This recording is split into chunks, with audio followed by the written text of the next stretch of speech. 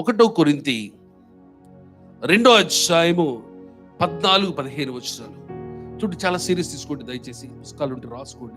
ఎవరు మిస్ ప్రతి వారము Bible and book pen compulsory తీసుకొని రావాల్సిందే. మీరు సంఘం ఇది బ్లెస్ అవబోతుంది. ఈ సంఘాన్ని దేవుడు విస్తరింపబోతున్నాడు. నీ జీవితంలో ఆత్మీయంగా నీ జీవితంలో ఒక ఎదుగుదలని నువ్వు చూస్తావు ఈ రోజు నుంచి. హల్లెలూయా. చూద్దాం మరి 1 కొరింథీ 2:14-15 వచనాలు. ప్రకృతి సంబంధి అయిన మనుష్యుడు దేవుని ఆత్మ విషయములను అంగీకరింపడు. చూడండి, ప్రకృతి సంబంధమైనటువంటి మనిషి అంట దేవుని ఆత్మ సంగతులు ఏం చేశాడంట వివేచన. అర్థమైందా? మన దేవుడు ఏమై ఉన్నాడు? ఆదికాండము 1:3 ఏముంది? 2వ వచనంలో దేవుని ఆత్మ జలముల పైన అల్లాడు. మన దేవుడు ఏమై ఉన్నాడు? ఈ రోజున మన దేవుడు ఆత్మ అయి ఉన్నాడు. ఇప్పుడు ఆయన ఆత్మతో మన ఆత్మను ఏం చేస్తాడంట? కడిగి ఏం చేస్తాడంట? ఏకాత్మ. ప్రభుతో కలుసుకుని వాడు ఏకాత్మ అయి ఉన్నాడు. ప్రభుతో కలుసుకునేటువంటి వాడు ఎలా ఉంటాడంట? ఏకాత్మ అంటాడు దేవుడు. ఈ రోజు దేవుడు చెప్తున్నాడు ఇక్కడ, ప్రకృతి సంబంధమైన మనుషులు ఏం చేస్తాడంట? వాడు ఏం చేస్తాడంట? ఆత్మ సంగతులను మరి ఆత్మ విషయములను అంగీకరింపు. ఎంతమందికి అర్థమైతుంది చెప్పండి? పరిశుద్ధాత్ముడా, ఆదరణకర్త, సత్య స్వరూపైన ఆత్మ సమస్తమును మాకు బోధించండి. సత్యము నుండి సర్వ సత్యములోకి మమ్ములను నడిపించండి. మాకు అజ్ఞానముతో ఉంటే ఆ పాపమును ఒప్పింపజేసి నెక్స్ట్ లెవెల్కి తీసుకెళ్ళండి. నా విషయంలో ఎన్ని ఆశీర్వాదాలు ఈ భూమి దేవుడు పెట్టాడో, ఈ ఆత్మీయ నేత్రాలు సాతాను మూసేసిందో అవి తెరిచి నాకు అవి చూపించి వాటిని స్వతంత్రించుకునే ధన్యతను, అట్టి కృపను, అట్టి ప్రార్థనా జీవితాన్ని నాకు దయచేయి. యేసునామం. ఇక్కడ చెప్తున్నాడు ఆత్మ విషయములను ఏం చేస్తాడంట? ప్రకృతి సంబంధమైన మనుషుడు దేనిని అది అతనికి ఎలా ఉంటుందంట? వెర్రితనముగా ఉంటుంది. ఇప్పుడు అందరు యెరూషలేము ఉంటుంది, తెలంగాణ ఎవరు బయట వాళ్ళు కొత్త వాళ్ళు వస్తే ఏం చేస్తారు? వాళ్ళు పిచ్చెక్కింది ఈ భాషకి, ఇలా కూడా పిచ్చెక్కింది అంట. అర్థమైందా? నాకు ఒకటే చెప్పాడు, యెరూషలేము పట్టణం వైపు మరి దానియేలు ప్రార్థించాడా లేదా? మరి అతనికి ఏమైనా అయిందా? సింహాల బోన్లు వేసినప్పుడు కూడా. ఈరోజు దేవుడు యెరూషలేము పట్టణం అనేటువంటి ఆ పట్టణానికి సదృశమైన క్రీస్తు సంఘము వైపు మరి ఎప్పుడైతే మనం చేతులు ఎత్తుతామో 100% దేవుడు అక్కడ ఆ సన్నిధిలో కూర్చొని సింహాసనాసుడైన దేవుడు మన మొరను ఆలకించవే కాకుండా ఆయన కొన్ని బుక్స్ పడేయటం నేను చూస్తున్నాను. మీ విన్నపాలు రాసుకోండి. ఈ సంఘాన్ని నేను ప్రేమిస్తున్నా, నా మహిమతో నింపాను, నా ఆత్మతో అభిషేకించాను, నా సన్నిధి ఈ సంఘానికి తోడుగా ఉంది. 100% నాకు ఇష్టమైన సంఘముగా భూమి మీద ఈ JFHM సంఘాన్ని దేవుడు నిర్మించారని చెప్తాడు. నా యేసుకే మహిమ కలుగును గాక. ఇక్కడ స్పష్టంగా దేవుడు చెప్తాడు, ఇక్కడ అవి ఆత్మానుభవము చేతనే వివేచింప. నాకు దేవుడు చెప్తాడు ప్రపంచంలో గొప్ప సంఘంగా చేస్తాడు. నమ్ముతావా? ఇక్కడ జనం చూస్తే ఎట్లున్నారు? డబ్బు అట్లానే ఉంది, జనం అట్లానే ఉన్నారు. అర్థమైందా? మనుషులు చూస్తే కూడా అవిశ్వాసం అంతా, ప్రపంచంలో అవిశ్వాసం అంతా వాళ్ళలో ఉన్నట్టు. అసలు ఎంత వేదన అంటే, నాకు సంఘంలో ఎవరికైనా ఒకళ్ళకి కష్టం వస్తే నా పరిస్థితి ఎట్లా ఉంటుందంటే వాళ్ళకి నేను చచ్చిపోదాం అన్నట్టు అనిపిస్తుంది నాకు. అలాంటి పరిస్థితి ఎట్లుందంటే చెరుకు రసం స్థానంలోకి వెళ్తున్నట్టే ఉంది నా బతుకు. వాళ్ళ ఫేస్ ఎక్స్ప్రెషన్స్, వాళ్ళ బాధ, ఆ కన్నీరు, ఆ వేదన, ఆ కష్టము, ఆ దుఃఖము, ఆ సమస్య చూసినప్పుడు ఎలా ఉంటుందంటే మనం ఎంత చెప్పినా వినరు వాళ్ళు. చివరికి నేను ఎట్లుందంటే చెరుకు రసం స్థానంలో పెట్టి తోసి ఆ రసవంత లాగి మళ్ళీ తిప్పి లాగి తిప్పి రాగి అల్లం మళ్ళీ నిమ్మకాయ వేసి మళ్ళీ తిప్పి లాగి రసం పీల్చేదాకా ఎందుకు నా బతుకు అనేటువంటి పరిస్థితి కూడా వస్తుంది. ఒకసారి ఆ సమస్యల గురించి నేను ఆడవట్లా. ఒక్కొక్కరి సమస్య చెప్తున్నప్పుడు, ఆ బాధ చెప్తున్నప్పుడు, ఆ వేదన చెప్పినప్పుడు, ఆ కష్టం చెప్పినప్పుడు, ఆ ఉపద్రవము, ఆ బంధకాలు చెప్పినప్పుడు అర్థం కాదు. దేవుడు చెప్తున్నాడు ప్రకృతి సంబంధమైన మనిషిగా నువ్వు ఉన్నావా? ఆత్మ సంగతులను ఏం చేద్దాం? నువ్వు అంగీకరించు. 1,00,000 మంది ముందు ఆరాధన మన సంఘంలో మన మినిస్టర్ 1,00,000 మంది ముందు ఆరాధన చేస్తున్నట్టు చూసి ఎవరిని ప్రమిళ అనుకోండి, ఏముంది? ప్రకృతి సంబంధ, ఆత్మ సంబంధ. ఈ సంఘంలో ప్రతి ఒక్క బిడ్డ దేవుడు అపర కుబేరుగా చేస్తానన్నాడు. నీ కుండల సంటులు చూస్తావా, నీ సామర్థ్యాన్ని చూస్తావా, నీ స్తోమతను చూస్తావా, నీ పరిస్థితి చూస్తావా, ధనవంతుడైనటువంటి దేవుడిని చూస్తావా? నమ్మండి. హల్లెలూయా. ఇక్కడ దేవుడు స్పష్టంగా చెప్తాడు, ఆత్మ అవి చూడు, ఇక్కడ బాగా నిండుతాడు, కనుక అతడు వాడిని గ్రహింపజాలడు. ఆత్మ సంబంధి అయిన వాడు అన్నిటినీ వివేచించు. అన్నిటిని నమ్మాలంటే నువ్వేమైపోయే వాళ్ళవి ఈ రోజున? ఆత్మ సంబంధం. ఇటు చూడు బిడా, వాట్ హ్యాపెండ్?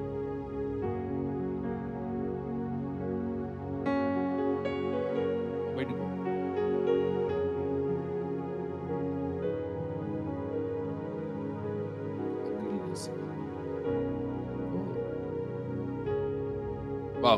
ఆత్మ సంబంధమైన ప్రతివాడు అన్నిటిని ఏం చేస్తాడంట? ఇప్పుడు నువ్వు అన్నిటిని నమ్మాలంటే నువ్వు ఏ సంబంధం కావాలి ఈ రోజున? చెప్పండి. నేను ఆత్మ సంబంధం.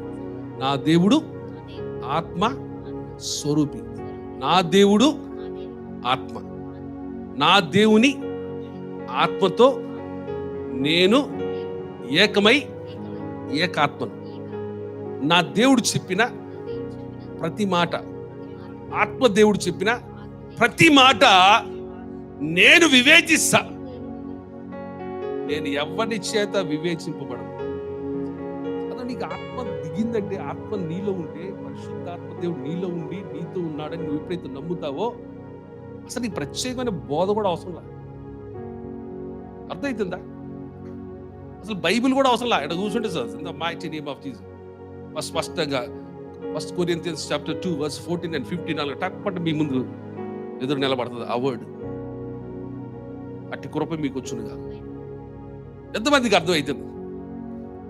అందుకే దేవుడు చెప్తున్నాడు, ఆత్మ 5 విషయాలు పరిశుద్ధాత్మ దేవుడు, పర్లేదు ఏం కాదు, 5 విషయాలు ప్రత్యేకంగా సంఘములో ప్రతి ఒక్క బిడ్డ నేర్చుకోవాలంటాడు దేవుడు. చూడు, ఇక్కడ ఆత్మ సంబంధం అయిన వాడు అన్నిటినీ వివేచించును, కానీ మరి అతను ఎవరికి చేతన నేను వివేచింపబడు. ఇప్పుడు చూద్దాం 2వ మాట. ఇక్కడ చూస్తే స్పష్టంగా దేవుడు చెప్తున్నాడు. ఇక్కడ రోమా 8వ అధ్యాయము 5వ వచనం. రోమా 8వ అధ్యాయం 5వ వచనం రాసుకోండి దయచేసి. చూడండి, నీకు బ్లెస్సింగ్స్ కావాలంటే నీకు సబ్జెక్ట్ తెలియాలి. నీకు సబ్జెక్ట్ తెలియకుండా, మర్మాలు తెలియకుండా నువ్వేదో ఆశీర్వాదాన్ని పొందుకుంటే అంత ఈజీ కాదు. చదువుతాను. రోమా 8:5. శరీరానుసారులు శరీర విషయముల మీద మనస్సుంతురు. ఇప్పుడు శరీరానుసారులు, ఇప్పుడు సపోజ్ నీకు బియ్యం లేవు, కూరగాయలు లేవు, పెట్రోల్ లేదు. ఇప్పుడు నువ్వు శరీరానుసారుడు అయితే నువ్వేం చేస్తావు? దాని మీద మనసు ఉంటుంది. పెట్రోల్ వస్తుందో, బియ్యం ఉంటాయో, రెంట్ కడతానో, వర్క్స్ వస్తాయో. అదే నువ్వు ఆత్మానుసారం అయితే ఏం చెప్తున్నాడు దేవుడు ఇక్కడ? రేపటి గురించి నీవు ఆలోచించొద్దు అంటాడు దేవుడు. అర్థమైందా? రేపటి గురించి నీవు కాకులు కోయవు, విత్తవు, వాటి ఆహారాన్ని వాటికి ఇస్తున్నారు కదా, వాటికంటే మీరు శ్రేష్ఠులు. సింహపు పిల్లలు ఆకలి కొంటాయి కానీ నా బిడ్డలు ఎన్నడూ ఆకలి ఏమైతుంది నీకు? ఇది ఏలియాకు దేవుడు కాకుల ద్వారా ఆహారాన్ని పంపించాడు లేదా? అర్థమైందా? ఇప్పుడు నీ అవసరతలు తీసినాక దేవుడు లేడా? రక్తమే కార్చిన దేవుడు నీకు భోజనం పెట్టలేడా? అంటే ఎప్పుడైతే నువ్వు ఆత్మానుసారమైన వ్యక్తిగా ఉంటావో శరీరానుసారులు ఏం చేస్తారంట? మరి ఇక్కడ శరీర విషయముల మీద మనస్సును చూస్తారు. ఆత్మానుసారులు ఆత్మ విషయముల మీద మనస్సును. ఇప్పుడు నీకు ఎప్పుడేం కావాలో నీకు తెలుసు, నాకు తెలుసు అన్న మాట నీ రిపీట్ అవుతావు.